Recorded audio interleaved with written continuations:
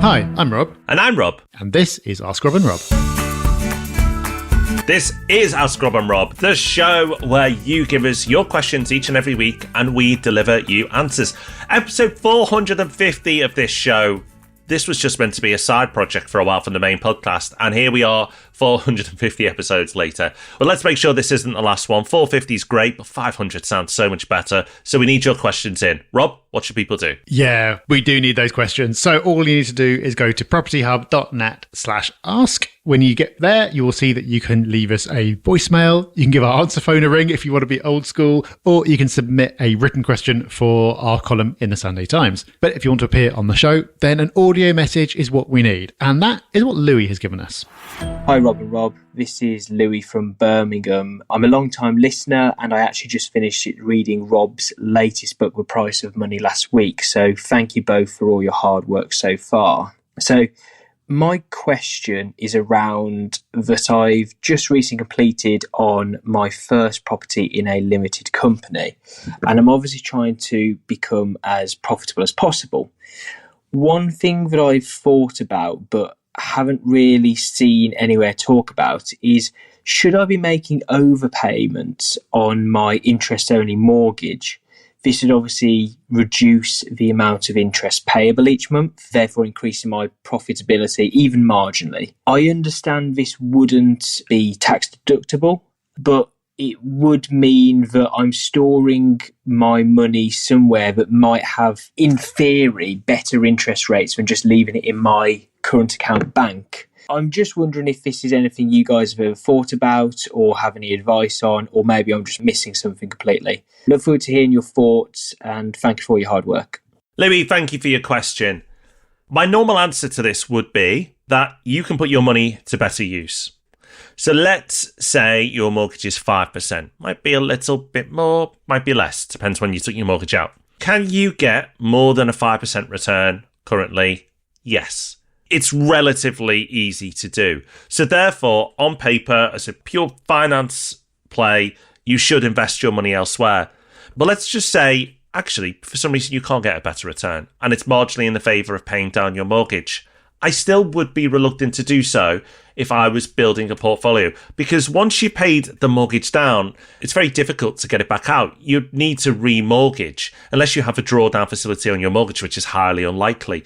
So yes, there might be a scenario where it is the most effective thing to do, but actually, because that money then can no longer be used in the future, I would be reluctant, because you can start to build a pot for your next property. So I suppose the only circumstance where I could see that I would want to pay it down is if you didn't want to expand your portfolio any further and you never wanted access or quick access to that money or cash.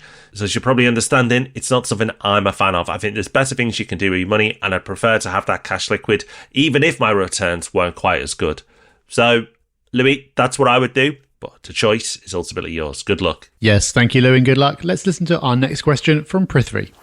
Hi, Rob and Rob. This is Prithvi here from Sheffield. I've been a massive fan of you guys for the last 6 years. So a huge thank you for all of the YouTube content, the books, and the podcasts. I've built a large multi-million-pound portfolio of my own in Sheffield and a large network of investors at which Rob Dix has kindly spoken to. My question is the comment from Rachel Reeves about a disconnect between government and the Bank of England debt. I believe this will give them fiscal headroom of £16 billion.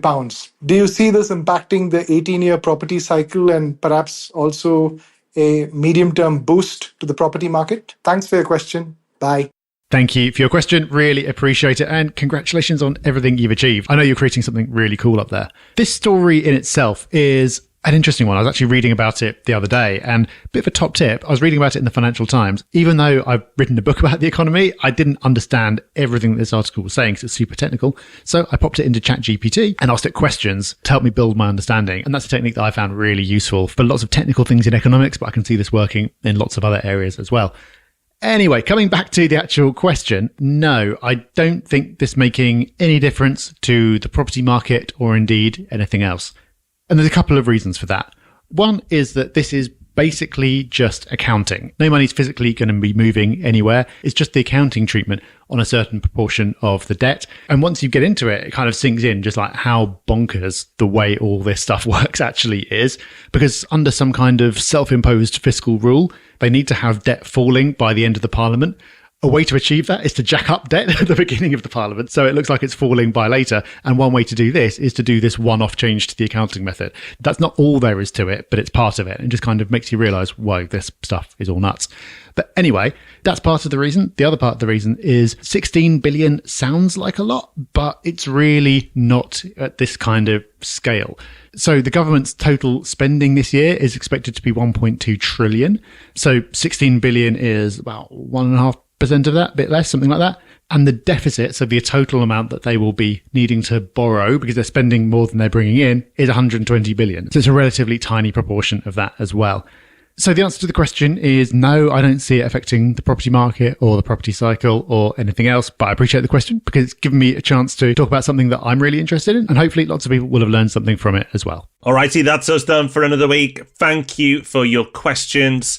We'll be back same time, same place next week with another Ask Rob and Rob. But before then, we've got the Property Podcast coming on Thursday and our column in the Sunday Times on Sunday, where you'll be able to see your questions answered there, but also us smiling back at you, showing how pleased we are that you've submitted those questions. So until those lovely events take place, take care, have fun. Bye-bye. Bye-bye.